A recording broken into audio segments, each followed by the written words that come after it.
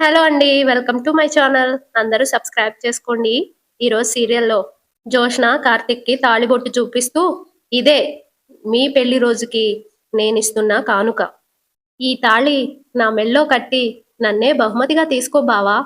ఇంత అందమైన బహుమతి నీ పెళ్లి రోజున కానుకగా వస్తుందని నువ్వు ఊహించలేదు కదా! దీంట్లో మరో అద్భుతం ఏంటో తెలుసా? నీ మొదటి పెళ్లి రోజు నాడే రెండో పెళ్లి. నీకు ఆల్రెడీ పెళ్ళైంది కదా అని అనొచ్చు. ఆ పెళ్ళిని నేను కన్సిడర్ చేయట్లేదు. కార్తీక్ జీవితంలో ఒకే ఒక భార్య ఉండాలి. అది జోష్నే అయ్యుండాలి. కార్తీక్ సీరియస్‌గా చూస్తా ఉంటాడు. ఏంటి బావ అలా చూస్తున్నావు? నేనేమి ఇప్పటికిప్పుడు అనుకోలేదు. ఇదంతా నేను నైట్ ప్లాన్ చేసుకున్నాను. అందుకే నీకోసం అందమైన చీర కట్టుకొని, తాళిబొట్టు పట్టుకొని, అచ్చమైన సాంప్రదాయ పెళ్లి కూతురులా తయారయ్యాను. మేళాలు, మంగళ వాయిద్యాలు, సన్నాయులు, సంగీతాలు లేవని నువ్వు ఆగిపోవద్దు బావా. మంత్రాలు, ముహూర్తాలు కూడా నీకు నేనిచ్చే మనసు ముందు దిష్టిహారతుల్లా మిగిలిపోవాల్సిందే. నువ్వే నా మెళ్ళో తాళి కట్టు. అన్ని సమస్యలకు ఇంతకు మించిన పరిష్కారం ఏ మేధావి వర్గం చూపించలేదు. కట్టు బావా, కట్టు. నా మెళ్ళో ఈ తాళి కట్టు. ఇదే మీ పెళ్లి కానుక అనుకొని నన్ను నీ భార్యగా దీపకి పరిచయం చేయి. తను కూడా భలే సర్ప్రైజ్ అవుతుంది అని నవ్వుతా ఉంటే, కార్తీక్ అయిపోయిందా ఇంకా ఉందా అని అంటాడు.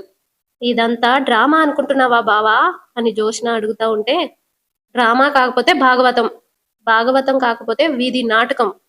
పేరు ఏదైనా పెట్టుకో, కానీ ఇలాంటివి మాట్లాడే ముందు ఒళ్ళు దగ్గర పెట్టుకో జోష్న అనగానే జోష్న, నీలాంటి వాళ్ళకి నా స్టైల్లో చెప్తే అర్థం కాదు బావా అని అంటది.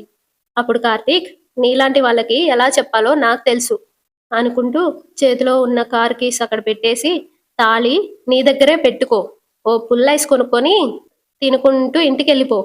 నేను షేర్ ఆటో మీద మా ఇంటికి వెళ్తున్నాను అని చెప్పి ఓ 2 అడుగులు వేయంగలే జోష్న, హలో మిస్టర్, నువ్వు నన్ను కమీడియన్గా చూడొచ్చేమో కానీ నేను మాత్రం విలన్ని బావా. అనుకున్నది సాధించాలి, లేకపోతే చావాలి అనుకుంటూ కార్ దగ్గరికెళ్ళి లోపలే ఉన్న గన్ తీసుకొని వస్తుంది. ఇంటి దగ్గర బయలుదేరేటప్పుడు మా మమ్మీ ఏమందో తెలుసా? నన్ను సేఫ్గా తీసుకెళ్తావో శవంగా తీసుకెళ్తావో నీ ఇష్టం అంటూ జోష్న తన తలకి గన్ పెట్టుకుంటది. కార్తిక్ ఏమో, ఏ బెదిరిస్తున్నావా? ఇలాంటి వాటికి నేను భయపడను అని అంటాడు. అప్పుడు జోష్న, ఇది దొంగ తుపాకీ కాదు బావా అని గన్ని పైకని గాల్లో కాలుస్తుంది. తర్వాత తన తల దగ్గర పెట్టుకుంటది ఆ గన్ని. కార్తిక్ దగ్గరికి వెళ్తా ఉంటే, ఆగు, తాళి కడతావా ట్రిగ్గర్ నొక్కమంటావా? కార్తిక్ కంగారు పడుతూ, చచ్చే అంత ధైర్యం నీకు లేదు జోష్న అని అంటాడు. జోష్న ఏమో, నీ కోసం చచ్చిపోయినా నేను గెలిచినట్టే బావా. ఎందుకంటే నా చావుతో నువ్వు కోరుకున్న శాంతిని పొందలేవు. మా మమ్మీ బ్రతకదు. దీప కూతురని ఎవరికి పరిచయం చేస్తావు? ఊపిరి వదిలేసిన సుమిత్రాకా? జీవిత్సవంలా బ్రతికే నా తండ్రికా? ఎవరికి పరిచయం చేస్తావు? కార్తీక్ కంగారు పడుతూ, జోష్న జోష్న అని అంటా ఉంటాడు. జోష్న ఏమో, నేను 3 అంకెలు లెక్క పెడతాను బావా. తాళి కట్టు, లేదంటే చావనివ్వు. బ్రతికి నేను సాధించలేంది చచ్చి సాధిస్తాను అని అంటా ఉంటే, కార్తీక్ ఏమో భయంతో, నీకు మంచి సంబంధం చూస్తాను, పెళ్లి చేసుకో జోష్న అని అంటా ఉంటాడు. జోష్న ఏమో, ఒకటి అని అంటది. కార్తీక్, కొన్ని జీవితాలు మన నిర్ణయాల్ని నాశనం చేస్తాయి జోష్న అని అంటాడు. 2 అని జోష్న అంటది. కార్తీక్ దగ్గరికి వెళ్తూ ఉంటూ, నేను చెప్పేది విను జోష్న అని అంటాడు. జోష్న సీరియస్గా, తాళి కడతావా కట్టవా అని అడుగుతుంది. కట్టను అని కార్తీక్ అంటాడు. అయితే చస్తాను అని గన్ కాల్చుకుంటది జోష్న. కార్తీక్ షాక్ అయ్యి, జోష్న అని అంటాడు. చావదులేండి, మీరేం కంగారు పడకండి. ఇటు కాశీ బయట కార్ని తుడుస్తా ఉంటాడు. స్వప్న కాఫీ తాక్కుంటూ బయటకు వస్తుంది. కాశీని చూసి మొహం తిప్పుకొని వెళ్ళి వేరే దగ్గర కూర్చుంటది. కాశీని అలా చూస్తూ ఉంటది. కాశీ కూడా స్వప్నం చూస్తూ ఉంటాడు. కావేరి వచ్చి, అల్లుడు కాఫీ తీసుకో అని అంటది. తర్వాత తాగుతానులే అత్తయ్య గారు అని కాశీ అంటా ఉంటే, మీ ఆవిడ తాగుతున్నప్పుడు నువ్వు కాఫీ తాగనని వట్టేసుకున్నావా ఏంటి? తాగు, చల్లారిపోతుంది. ఇదిగో ఇక్కడ పెడుతున్నాను అని చెప్పి గుమ్మం దగ్గర పెట్టి వెళ్ళిపోతుంది. కాశీ వెళ్ళి చేయి కడుక్కొని వచ్చి గుమ్మం దగ్గరే కూర్చొని, హాయ్ స్వప్న, గుడ్ మార్నింగ్ అని కాఫీ తీసుకొని తాగుతూ ఉంటే, స్వప్న బుక్ చదువుతూ, don't disturb me, good morning అని అంటది. ఏం చదువుతున్నావు అని కాశీ అడుగుతాడు. జీవితాన్ని అని స్వప్న అంటా ఉంటే, ఎవరి జీవితం అని అడుగుతాడు. ఓ స్త్రీ జీవితం. చిరిగిపోయిన కాగితాలు, పగిలిపోయిన గాజు ముక్కలు, ముక్కలైన మనసు చాలా కథల్నే చెప్తాయి అని స్వప్న అంటా ఉంటే, కాశీ ఏ కథకైనా ముగింపు సుఖాంతం కావాలి కదా అని అంటాడు. అప్పుడు స్వప్న, కోరుకున్న న్యాయం జరిగినప్పుడు సుఖాంతం వచ్చినట్టే అనగానే కాశీ, మనుషులు కలవడానికి మించిన ముగింపేముంటుంది అని అంటా ఉంటే, స్వప్న, కొన్ని కథలు ముగింపుతోనే అంతమవుతాయి, కానీ కొన్ని కథలు ముగింపుతోనే మొదలవుతాయి అని అంటది. వెంటనే కాశీ, కొన్ని కథల్ని జీవితంలో ఆహ్వానించలేము అని అంటూ ఉంటే స్వప్న, కానీ ప్రతి కథ జీవితం నుండే పుడుతుంది అనగానే కాశీ, కథల్ని ఊహలతో అదుపు చేసి మనకు నచ్చిన ముగింపు ఇచ్చుకోవచ్చు అనగానే స్వప్న, ఎదుటి వాళ్ళది కూడా జీవితమే అని గుర్తించలేని నీలాంటి వాళ్ళు అలాంటి ముగింపులే ఇస్తారు అని అంటది. అప్పుడు కాశీ, నువ్వు ఈ నవల కాదు, మరో 100 నవలు చదువు, గొడవ పడకుండా ఉండే జంట అసలు ఉండనే ఉండదు. కలిసి బ్రతికేటప్పుడు కొన్ని అభిప్రాయ భేదాలు వస్తాయి. ఒకరికి నచ్చింది మరొకరికి నచ్చకపోవచ్చు, లేదా కొన్నిసార్లు తప్పులు చేయొచ్చు.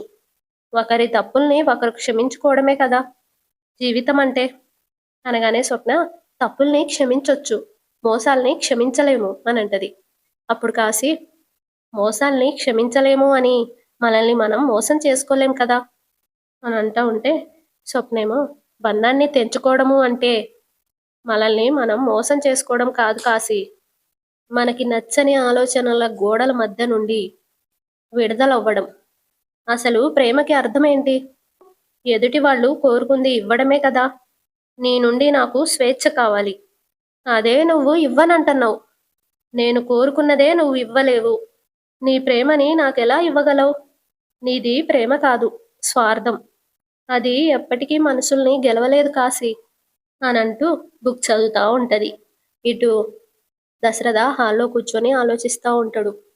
జోష్న అంటదిగా, బావని తీసుకెళ్ళి స్వామివారికి పాలాభిషేకం చేసి నా మొక్కు తీర్చుకుంటాను అని సంకల్పించుకున్నాను. అది గుర్తుకు తెచ్చుకుంటూ పారు అంటదిగా, గుడి చుట్టూ ప్రదక్షిణలు చేసిన తర్వాత తల తిరుగుతుంది అంది. కాసేపు కూర్చోవే అంటే, లేదు నేను హాస్పిటల్కి వెళ్తాను, బావా నన్ను తీసుకెళ్ళు అని కార్తిక్ని తీసుకొని వెళ్ళింది అని అంటదిగా. అదంతా గుర్తుకు తెచ్చుకొని దశరథ ఆలోచిస్తూ, జరిగేదంతా చూస్తుంటే కార్తిక్ని దీపాన్ని వేరు చేయడానికి జోష్న ఏం ప్లాన్ వేయట్లేదు కదా అని అనుకుంటూ ఉంటాడు. అక్కడికి శివనారాయణ వస్తూ వస్తూ, దశరథ, జోష్నకు ఫోన్ చేసావా? చేశాను నాన్న, కాల్ కలవడం లేదు. చూస్తుంటే కాసేపట్లో చీకటి పడేలా ఉంది దశరథ. వెళ్ళిన వాళ్ళు ఇంతవరకు ఇంటికి రాలేదు. మొక్కు తీర్చుకోవడానికి వెళ్ళిన జోష్నకి తల తిరగడం ఏంటి? కార్తిక్ని తీసుకొని హాస్పిటల్కి వెళ్ళడం ఏంటి? పారిజాతం దీపం తీసుకొని వాళ్ళింటి దగ్గర డ్రాప్ చేయడం ఏంటి? ఇదంతా చూస్తుంటే జోష్నే ఏదో కావాలని చేసిందని అనిపిస్తుంది అని శివనారాయణ అంటా ఉంటే సుమిత్ర వింటది వస్తూ వస్తూ. అంత అవసరం జోష్నాకేముంది మావయ్య గారు? ఈ ఇంట్లో పార్టీ జరిగిన తర్వాత అందరూ కలిసిపోయారు కదా. ఒక రకంగా చెప్పాలంటే వాళ్ళిద్దరూ అక్కా చెల్లెల్లా కలిసిపోయారు అని అంటది. శివనారాయణేమో, నువ్వు కూర్చో అమ్మా అని అంటాడు. వచ్చి సుమిత్ర కూర్చుంటది. ఇంతకు ముందు మీరే అన్నారు కదా మామయ్య గారు, జోష్న మార్పు మీద నమ్మకం కలుగుతుందని అనగానే శివనారాయణ, ఆ మాట నిజమేనమ్మా, కానీ ఈరోజు కార్తీక్ దీపాల పెళ్లి రోజు అని తెలిసి కూడా కార్తీక్నే ఎందుకు గుడికి తీసుకెళ్ళమని చెప్పాలి? సరే, అక్కడేదో చిన్న ప్రాబ్లం వచ్చిందే అనుకో, కార్తీక్ని దీపాన్ని పంపించేసి పారిజాతాన్ని తీసుకొని హాస్పిటల్కి వెళ్ళొచ్చు కదా అని అంటా ఉంటే సుమిత్ర, అక్కడ ఏం జరిగిందో మనకు తెలియనప్పుడు ఎవరో ఒకరిని ఎందుకు మావయ్య గారు అనుమానించడం? ఒకవేళ జోష్న నిజంగా తప్పు చేసుంటే నేనే దాన్ని క్షమించను. ఇప్పుడు ఫోన్ కలవకపోయినా కాసేపటి తర్వాత ఇంటికి రావాలిగా, అప్పుడు దాన్నే అడుగుదాం, ఏం జరిగిందో చెప్తుంది అని అంటా ఉంటే దశరథ ఇంకా శివనారాయణ అలా ఆలోచిస్తూ ఉండిపోతారు. ఇటు హాల్లో స్వప్న పడుకొని బుక్స్ చదువుతూ ఉంటది సోఫాలో పడుకొని. కాశీ, స్వప్న స్వప్న అనుకుంటూ లోపలికి వస్తాడు. వెంటనే స్వప్న లేచి కోపంగా, ఏదో పెళ్ళాన్ని పిలిచినట్టు అలా స్వతంత్రంగా పిలుచుకుంటూ వస్తున్నావు. గుమ్మం దాటి లోపలికి వచ్చే ముందు కాలింగ్ బెల్ కొట్టాలని తెలియదా అని అంటా ఉంటే అక్కడికి కావేరి వచ్చి కోర్టులో తీర్పు వచ్చే వరకు కాశీ మాకు అల్లుడే, ఈ ఇంట్లోకి వచ్చే స్వేచ్ఛ అతనికి ఉంది అనగానే స్వప్న కాలింగ్ బెల్ కొట్టకుండా ఇంట్లో వచ్చేంత స్వేచ్ఛ ఆ మనిషికి మీరు ఇవ్వొచ్చు, కానీ గౌరవం లేకుండా ఏకవచనంతో పిలిచే స్వేచ్ఛ నేను ఇవ్వడం లేదు అని అంటది. అప్పుడు కాశీ ఒక మంచి విషయం చెప్పడానికి వస్తే వినకుండా ఎందుకు స్వప్న ఆర్గ్యూ చేస్తున్నావు అనగానే స్వప్న నవ్వుతూ నువ్వు డ్రైవర్గా మానేస్తున్నావా, అదే నాకు గుడ్ న్యూస్ కాశీ, అంతకు మించి నువ్వు చెప్పేవేమీ నాకు ఆనందాన్ని ఇవ్వలేవు అని అంటది. వెంటనే కాశీ ఎదుటి వాళ్ళు చెప్పేది వినకుండా చెప్పేదాని మీద ఒక అంచనాకి రాకూడదు స్వప్న, అయితే ఏంటో చెప్పు అని స్వప్న అంటది. పొద్దున నాతో ఒక మాట అన్నావు కదా స్వప్న, అదే స్వార్థం గురించి ప్రేమ గురించి, నాది ప్రేమ స్వప్న, అందుకనే అది నీ సంతోషాన్నే కోరుకుంది, నమ్మవా, అయితే చూడు అని పక్కకు జరుగుతాడు. స్వప్నకి పెళ్లి చేద్దామని చూస్తారు కదా ఆ పెళ్లి కొడుకు, హాయ్ స్వప్న అనుకుంటూ లోపలికి వస్తాడు. హాయ్ అత్తయ్య గారు అని అంటాడు. వేరీస్ మావయ్య గారు అని అడుగుతా ఉంటే స్వప్న పనుండి బయటికెళ్లారు అని అంటది. నో ప్రాబ్లం స్వప్న, నువ్వేంటి అలా నిలబడున్నావు, ప్లీజ్ సిట్ డౌన్ అనగానే స్వప్న కూర్చుంటది. స్వప్న పక్కనే అతను కూడా కూర్చుంటాడు. కాసిని చూస్తూ థ్యాంక్ యూ బ్రదర్, తనకెందుకు థ్యాంక్స్ చెప్తున్నారు అని స్వప్న అడుగుతుంది. ఆఫీస్ పని మీద 2 days క్యాంప్కి వెళ్ళాను, ఈ 2 days నిన్ను చూడకుండా ఎలా ఉండాలో అని తెగ ఆలోచించి చించి బ్రదర్కి కాల్ చేశాను. ఎందుకు అని స్వప్న అంటది. ఏదైనా సలహా ఇస్తాడని, అప్పుడే బ్రదర్ చెప్పాడు ఒకసారి వచ్చి చూసి వెళ్ళిపో అని, అందుకే వెంటనే వచ్చేసా. కావేరి లోపలికి వెళ్ళిపోతుంది కోపంగా. ఆ పెళ్ళికొడుకేమో వడ్డీ చేతులతో వస్తే బాగోదు కదా, వస్తూ వస్తూ చార్మినార్ దగ్గర మట్టి గాజులు తీసుకొచ్చాను, చూడు ఎలా ఉన్నాయి అనగానే స్వప్న చూసి బాగున్నాయి అని అంటది. అప్పుడు అతను కాశీని చూస్తూ థ్యాంక్స్ బ్రదర్, నీ ద్వారానే నేను స్వప్న మనసు మరింత తెలుసుకోగలుగుతున్నాను అనగానే కాశీ మనం ప్రేమించిన వాళ్ళకి ఏది ఇష్టమో అదే మనం చెయ్యాలని స్వప్న ఎప్పుడూ చెప్తూ ఉంటుంది అనగానే అతను వాహ్ వాట్ ఏ గ్రేట్ వర్డ్స్, ఈ వర్డ్స్ నా కోసమే కనిపెట్టారనుకుంటా, నేను అంతే, ఎప్పుడూ ఎదుటివాడి కోసమే ఏదో ఒకటి చెయ్యాలి అనుకుంటా. స్వప్న ఈ గాజులు వేసుకో, తర్వాత వేసుకుంటాను అని స్వప్న అంటది. No no no no no, నా కళ్ళ ముందే నువ్వు గాజులు వేసుకోవాలి, నేను వాటిని ఫోటో తీసుకోవాలి, ఈ 2 days నేను ఆ ఫోటోని చూస్తూ ఉండాలి. బ్రదర్ నువ్వైనా చెప్పొచ్చు కదా అనగానే కాశీ మిమ్మల్ని పెళ్లి చేసుకోవడానికి ఆలోచించని మనిషి గాజులు వేసుకోవడానికి ఎందుకు ఆలోచిస్తుంది అని అంటాడు. అప్పుడు అతను హా బ్రదర్ చెప్పేది కూడా పాయింటే స్వప్న, నువ్వు ఈ గాజులు వేసుకోకపోతే నేను హర్ట్ అయిపోతా, నేనంటే నీకు ఇష్టం లేదనే అనుకుంటా అనగానే స్వప్న సరే నేను ఈ గాజులు వేసుకుంటాను అని అంటది. అప్పుడు అతను Yahoo thank you brother thank you, నా ప్రేమ గెలిచింది, కాకపోతే ఒక షరతు. ఏంటా షరతు అని స్వప్న అడుగుతుంది. ఈ గాజులు నేనే వేస్తాను అని అంటాడు. స్వప్న కాశీ వైపు చూస్తుంది. అప్పుడు గతంలో జరిగింది గుర్తుకు తెచ్చుకుంటది. ఒకసారి కాశీ ఆఫీస్కి వెళ్తుంటే స్వప్న పిలిచి కాశీ ఈ గాజులు నా చేతికి వేయవా అనగానే కాశీ నువ్వే వేసుకోవచ్చు కదా అని అంటాడు. అప్పుడు స్వప్న వేసుకోలేక కాదు బాబు, ఆడది చేతికి గాజులు ఇష్టంగా వేయించుకునేది తన మనసుకి నచ్చిన వాడితోనే అని అంటది. కాశీ చేతులకి గాజులేస్తాడు. అది ఇద్దరు గుర్తు తెచ్చుకుంటారు, కాశీ ఇంకా స్వప్న. చేయి ఒకసారి ఇటు స్వప్న అని స్వప్న చేయి పట్టుకుంటాడు. వెంటనే అతను స్వప్న ఏమో షాక్ అయిపోయి కాశీ వైపు చూస్తూ ఉంటది. కాశీ స్వప్నం చూస్తూ ఉంటాడు.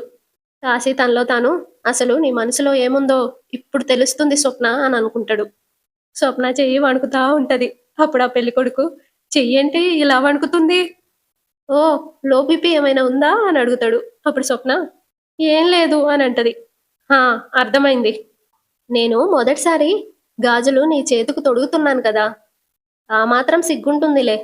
బ్రదర్ ఆ గాజులు కాస్త నీ చేత్తో తీసివా, ఇవ్వు బ్రదర్ అని అడుగుతాడు. వెంటనే కాసి ఈ చేతులకి అంత అదృష్టం లేకనే భార్యకి దూరమయ్యాను, ఈ చేతులతో గాజులు ఇవ్వడం మీకు మంచిది కాకపోవచ్చు అనగానే అతను ఓకే ఓకే నో ప్రాబ్లం నేను తీసుకుంటాను అని చెప్పి గాజులు తీసుకొని వేయబోతాడు. స్వప్న కంగారు పడుతూ చెయ్యి వెనక్కి లాక్కొని వసంత్ అని అంటది. ఏంటి స్వప్న అని అంటాడు. ఈరోజు మంచి రోజు కాదు, నేను తర్వాత వేసుకుంటానులే అనగానే అతను ఓకే ఓకే, నో ప్రాబ్లం, నీ ఇష్టమే నా ఇష్టం స్వప్న. సరే, నాకు టైం అవుతుంది, నేను బయలుదేరతాను. See you, bye. Bye bro. Bro, నా ఫియాన్సీని జాగ్రత్తగా చూసుకో. ఉంటానే. బాయ్ స్వప్న అని చెప్పి వెళ్ళిపోతాడు. స్వప్న చేతుల్లో ఉన్న గాజుల్ని అలా చూస్తూ ఉంటది. అవి కింద పడిపోతాయి, అంటే స్వప్న కింద పడేస్తుంది. కాసి లోపల లోపల నవ్వుకుంటాడు. స్వప్న అక్కడి నుండి వెళ్ళిపోతుంది. ఇటు కాంచన ఇంకా దీప ఎదురు చూస్తూ ఉంటారు. కాంచన దీపతో, ఇంకా ఎంతసేపే ఎదురు చూసేది? జోష్న కంటే బుద్ధి లేదు, వీడి బుద్ధి ఏమైంది? ఈరోజు మీ పెళ్లి రోజని వాడికైనా గుర్తుండాలి కదా. పైగా నువ్వు కడుపుతో ఉన్న ఆడదానివి, తొందరగా ఇంటికొచ్చి భార్యతో సంతోషంగా గడపాలని వాడికి ఎవరైనా చెప్పాలా? అది కాదు అత్తయ్య, బావా అని దీప అంటా ఉంటే వాణ్ణి నువ్వు వెనకేసుకొని రాకు. ఉదయం బయటికెళ్ళేటప్పుడు కూడా వద్దనే చెప్పాను, విన్నారా? ఒకరికొకరు ఎగేసుకుంటూ వెళ్ళిపోయారు. ఇప్పుడు ఏమైందని అని దీప అంటది. వాడు జోష్నాతో వెళ్ళడమేంటే, నిన్ను మా పిన్ని తీసుకురావడం ఏంటి? నా కొడుకు ఏమైనా మా అన్న కూతురికి బానిసా? కాదు కదా. ఫోన్ చేయి, వాడెక్కడున్నాడో కనుక్కో, వెంటనే రమ్మను. దీప అలా చూస్తూ ఉండిపోతుంది. ఏంటే నా మొహం చూస్తున్నావు? మొబైల్ ఎక్కడుందనా? లోపలెక్కడో పెట్టుంటావు, వెళ్ళి చూడు. వెళ్ళు, వెళ్ళి వెంటనే ఫోన్ చేయి, వెళ్ళు అని అంటది. దీప వెళ్ళిపోతుంది. ఛా, వీళ్ళిద్దరూ ఎక్కడున్నారో ఏంటో అని కాంచన అనుకుంటూ ఉంటది. ఇటు కార్తీక్ జోష్నాతో, మతిపోయిందా నీకు? ఒక్క క్షణం లేట్ అయితే బుర్ర పుచ్చకాయలా పేలిపోయేది. అయితే చస్తాను అని జోష్న కాల్చుకుంటా ఉంటే కార్తీక్ దగ్గరికి వెళ్ళిపోయి జోష్న అని ఆ గన్నిని పైకంటాడు. పైన పేలిపోతుంది. ఆ గన్ని పక్కకు పడేస్తాడు. నీ కళ్ళ ముందు ఒక ప్రాణాన్ని అంత తేలిగ్గా పోనివ్వవు బావా అని అంటది. వెంటనే కార్తీక్, వెటకారంగా ఉందా నీకు అని చెయ్యెత్తుతాడు కొట్టడానికి. ఆపేసి, ఒక ప్రాణం అంటే నీతోనే పోదు. మేమంతా నీలాగే మొండి మనుషులమైతే నువ్వు చావగానే నీ ఫోటోకి దండేసి దండం పెట్టుకొని వదిలేసేవాళ్ళం. కానీ ఇక్కడ కొంతమంది వాళ్ళ కోసం వాళ్ళు బ్రతకడం లేదు, వాళ్ళు ప్రేమించే వాళ్ళ కోసం బ్రతుకుతున్నారు. ఆ లీస్ట్లో సుమిత్రత్త దశరథ మావయ్య కాదు, దాసు మావయ్య కూడా ఉన్నాడు. నువ్వు ఏ నాటికైనా మారి ఒక మంచి కూతురుగా తన దగ్గరకు వస్తావని ఎదురు చూస్తున్నాడు. కానీ నువ్వు దాని మొగుడు కావాలి, దీని మొగుడు కావాలి అంటూ తిరుగుతున్నావు అనగానే జోష్న కోపంగా, ఎస్, తిరుగుతాను బావా. వాళ్ళంతా నన్ను ప్రేమించినట్టే నేను నిన్ను ప్రేమించాను.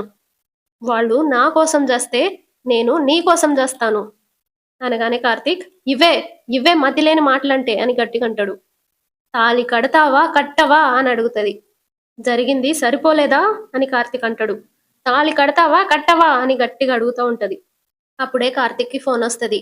ఎవరు? దీపా అని అంటది. కార్తీక్ ఫోన్ చూసి అవును అని అంటాడు. కార్తీక్ దగ్గర నుండి ఫోన్ లాక్కుంటది. ఫోన్ ఎత్తి స్పీకర్లో పెట్టి హాయ్ దీపా అని అంటది. దీప, ఫోన్ నీ దగ్గర ఉందేంటి అని అడుగుతా ఉంటే జోష్న, మీ బావే నా దగ్గర ఉన్నప్పుడు ఫోన్ నా దగ్గర ఉంటే తప్పేముంది? మా బావకి ఫోన్ ఇవ్వు అని దీప అంటది. ఇవ్వను. మా బావని ఇంటికి పంపించు. పంపను అని జోష్న అంటది. ఏ అని దీప అనగానే అరవకు అని జోష్న అంటది. రెచ్చగొట్టకు నన్ను అని దీప అంటూ ఉంటే, మీ బావ కాదు, నా బావ, అర్థమైందా? రాడు, రానివ్వను, నాతోనే ఉంటాడు అని అంటది. అప్పుడు దీప, నువ్వు అసలు ఆడదానివేనా అనగానే జోష్న, నీ మెళ్ళో పడిన తాళి నా మెళ్ళో పడుంటే అప్పుడు తెలిసేది నేను ఆడదాన్నో కాదో. నోరు ముయ్యవే అని దీప అంటది. రావే, మూస్తాను. జోష్న అని కార్తీక్ అంటాడు. ఏం చేస్తావో చేసుకో, బావ రాడు అని చెప్పి ఫోన్ కట్ చేస్తుంది. కార్తీక్ ఫోన్ గుంజుకొని, దీపకి ఏ నిజం తెలియదు, నువ్వు అనవసరంగా నోటికొచ్చినట్టు వాగకు అనగానే జోష్న, దీప, నేను తెలుసుకోవాల్సిన లెక్కలు చాలా ఉన్నాయి బావా, నేను వెళ్తున్నాను అని కార్తీక్ వెళ్తా ఉంటే, నీతో తెలుసుకోవాల్సిన లెక్కలే మిగిలిపోయి ఉన్నాయి బావా, నేను వెళ్తున్నాను అని గట్టిగంటాడు. బావా, నువ్వు వెళ్తే నేను ఇక్కడే చస్తాను, నువ్విలా మాట వినవే అని కార్తీక్ జోష్న దగ్గరికి వెళ్ళి ఆ తాళిబొట్టు తీసుకొని చూస్తూ ఉంటాడు. ఆ తాళిబొట్టుని కడతావా అని జోష్న అడుగుతుంది. పక్కకి ఇసిరి పడేస్తాడు. కింద పడున్న గన్నుని తీసుకుంటాడు. చంపుతావా అని అంటది. అప్పుడు కార్తీక్, లైసెన్స్డ్ గన్ని కూడా నువ్వు వంటగదిలో కత్తిని వాడుతున్నట్టు వాడుతున్నావు, అని చెప్పి జోష్న చేపట్టుకొని తీసుకెళ్తా ఉంటే ఎక్కడికి అని అంటది.